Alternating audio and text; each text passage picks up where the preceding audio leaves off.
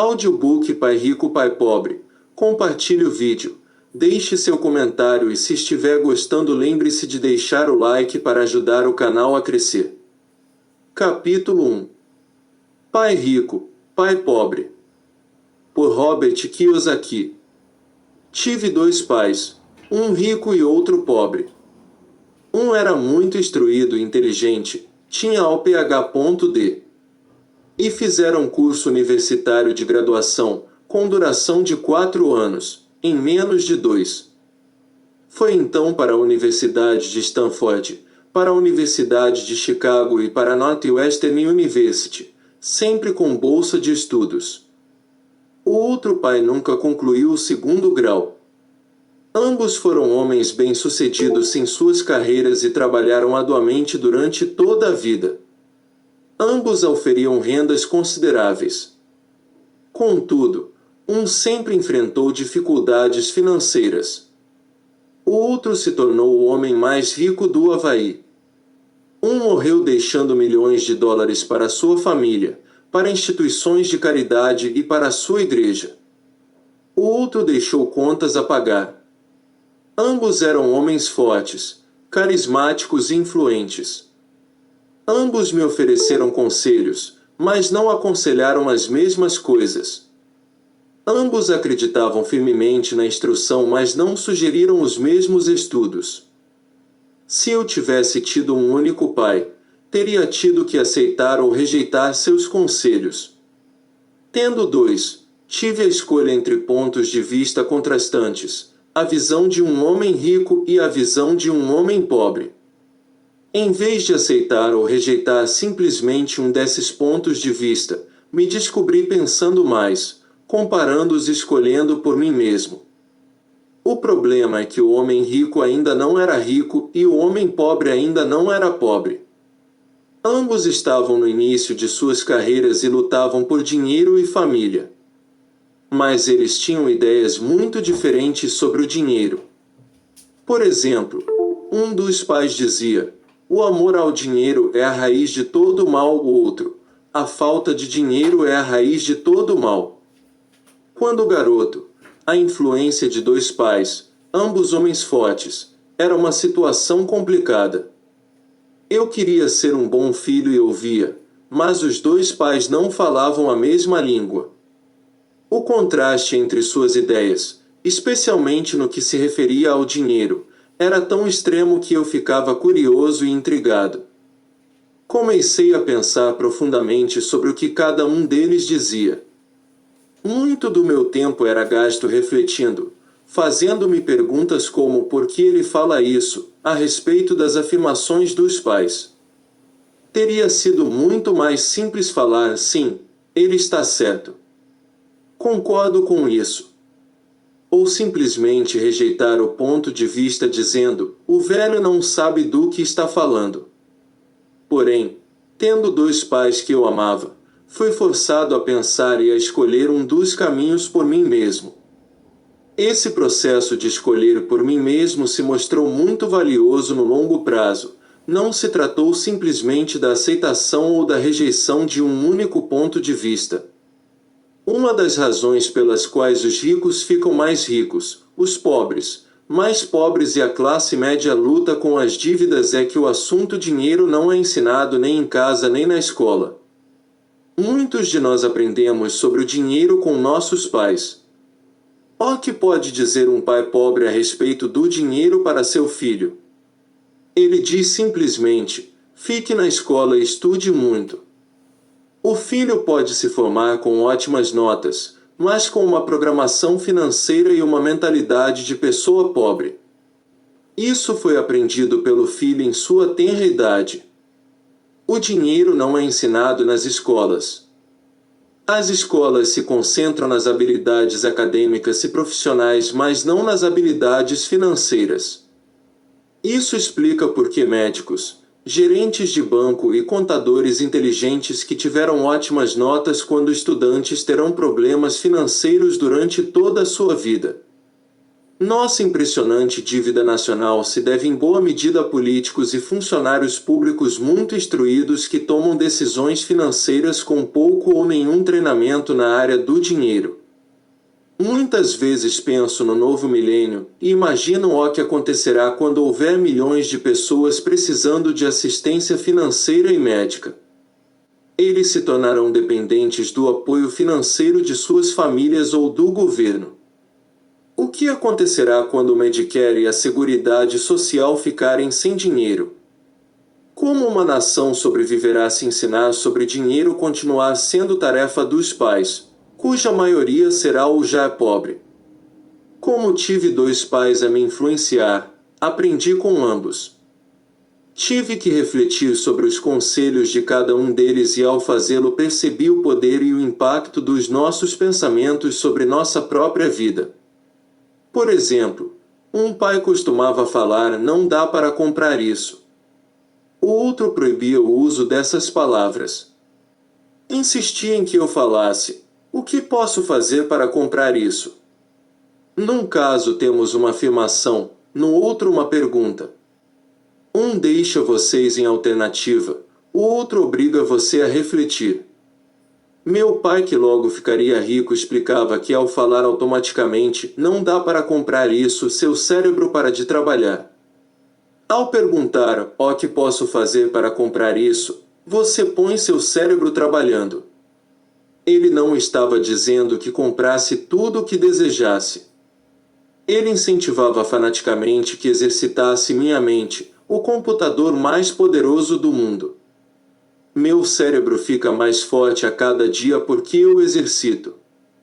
Quanto mais forte fica, mais dinheiro ganho. Ele acreditava que repetir mecanicamente, não dá para comprar isso, era um sinal de preguiça mental. Embora ambos os pais trabalhassem com afinco, observei que um deles tinha o hábito de pôr seu cérebro a dormir quando o assunto era dinheiro, e o outro tinha o costume de exercitar seu cérebro. O resultado era que, ao longo do tempo, um dos pais ficava mais forte financeiramente, e o outro enfraquecia. Isso não é muito diferente do que ocorre quando uma pessoa faz exercícios físicos regulares enquanto a outra senta no sofá e fica assistindo à televisão. O exercício físico adequado aumenta suas chances de ter boa saúde, e o exercício mental adequado aumenta suas chances de ficar rico. A preguiça reduz tanto a saúde quanto a riqueza. Meus 2 pais tinham atitudes mentais diferentes. Um acreditava que os ricos deviam pagar mais impostos para atender os menos afortunados. O outro dizia: os impostos punem os que produzem e recompensam os que não produzem. Um dos pais recomendava: estude arduamente para poder trabalhar em uma boa empresa.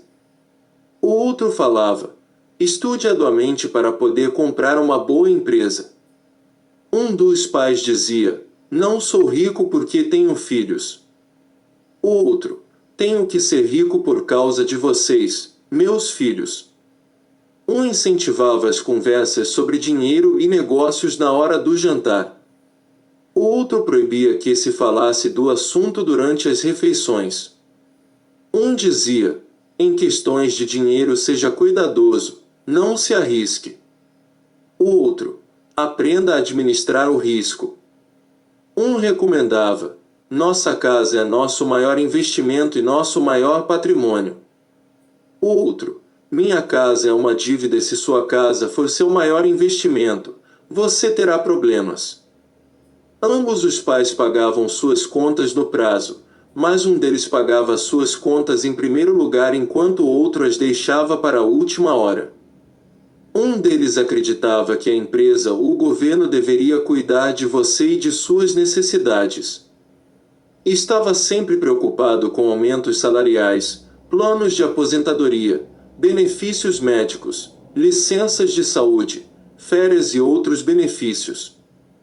Ele ficava impressionado com 2 de seus tios que foram para o exército e se aposentaram com vários benefícios após 20 anos de serviço ativo. Ele adorava a ideia de assistência médica e serviços de reembolso de alimentos que os militares ofereciam a seus aposentados. Ele também se empolgava com as cátedras vitalícias do sistema universitário. A ideia de estabilidade no emprego e benefícios trabalhistas lhe parecia às vezes mais importante do que o próprio emprego. Dizia frequentemente: trabalhei muito para o governo, mereço essas mordomias. O outro pai acreditava na total autossuficiência financeira. Ele sempre se manifestava contra a mentalidade dos direitos, e falava que isso estava criando pessoas fracas e financeiramente necessitadas. Ele dava muita ênfase à competência financeira. Um dos pais lutava para poupar alguns poucos dólares. O outro simplesmente criava investimentos. Um pai me ensinou a escrever um currículo impressionante para que eu pudesse encontrar um bom emprego. O outro me ensinou a fazer sólidos planos financeiros e de negócios de modo que eu pudesse criar empregos. Ter dois pais fortes me proporcionou o luxo de observar o impacto de diferentes formas de pensar sobre a própria vida. Observei que as pessoas moldam suas vidas por meio de seus pensamentos. Por exemplo, meu pai pobre sempre me dizia: nunca vou ficar rico. E isso acabou acontecendo. Meu pai rico, por outro lado, sempre se referia a si próprio como sendo rico. Ele dizia coisas como: sou um homem rico e pessoas ricas não fazem isto. Mesmo que estivesse totalmente quebrado após um revés financeiro, ele continuava a se considerar um homem rico. Ele se justificava dizendo: há uma diferença entre ser pobre e estar quebrado. Estar quebrado é algo temporário, ser pobre é algo eterno. Meu pai pobre dizia: não ligo para dinheiro, ou o dinheiro não é importante. Meu pai rico sempre dizia: dinheiro é poder. O poder de nossos pensamentos nunca poderá ser medido ou avaliado, mas desde jovem se tornou óbvio para mim a tomada de consciência de meus pensamentos e da forma como me expressava. Observei que meu pai pobre não era pobre por causa do dinheiro que ganhava, que era bastante, mas por causa de seus pensamentos e ações. Quando garoto, tendo dois pais, me tornei consciente de que deveria ser cuidadoso com os pensamentos que decidisse adotar como meus. A quem ouviria? A meu pai rico ou a meu pai pobre? Embora ambos tivessem um enorme respeito pela educação e pelo aprendizado, eles discordavam quanto ao que era importante aprender. Um queria que eu estudasse arduamente, me formasse e conseguisse um bom emprego para trabalhar pelo dinheiro. Ele queria que eu estudasse para me tornar um profissional, um advogado ou um contador, ou que fosse a uma escola de negócios para obter um MBA. O outro me incentivava a estudar para ficar rico, para entender como funciona o dinheiro e para aprender como fazê-lo trabalhar para mim. Não trabalho por dinheiro, costumava repetir uma e outra vez. O dinheiro trabalha para mim. Com 9 anos de idade resolvi ouvir e aprender com meu pai rico tudo sobre dinheiro. Optei por não dar ouvidos a meu pai pobre, mesmo que fosse ele quem possuísse todos os títulos universitários. Uma lição de Robert Frost. Robert Frost é meu poeta favorito. Embora goste de muitas de suas poesias, a minha preferida é The Road Not Taken. Quase todos os dias recorro às suas lições. O caminho não escolhido.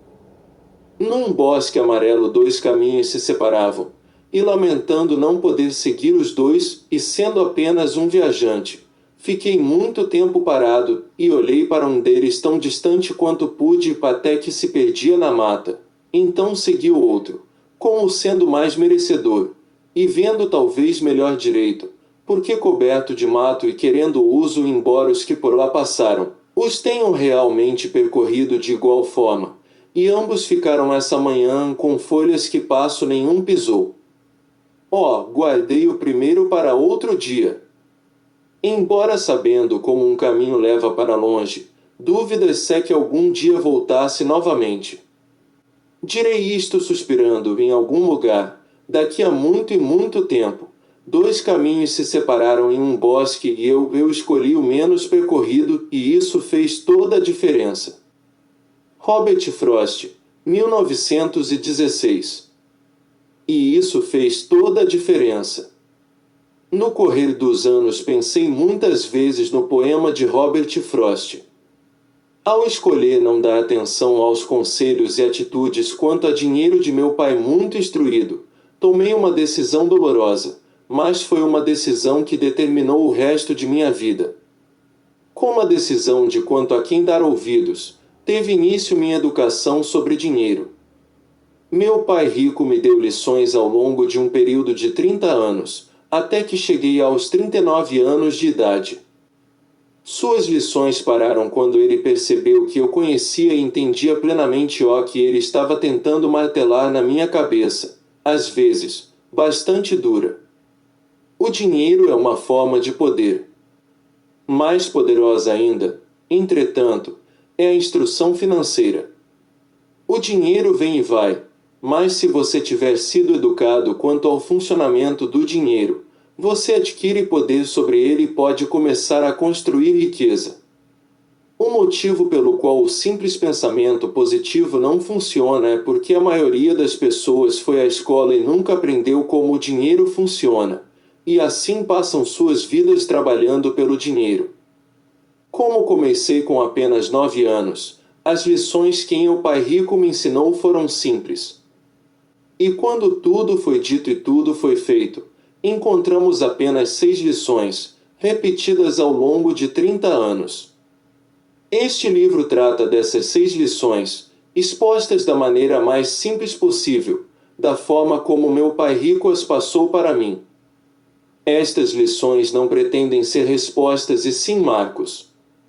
Marcos que o ajudarão, a você e a seus filhos, a se tornar mais rico, não importa o que aconteça em um mundo de crescente mudança e incerteza.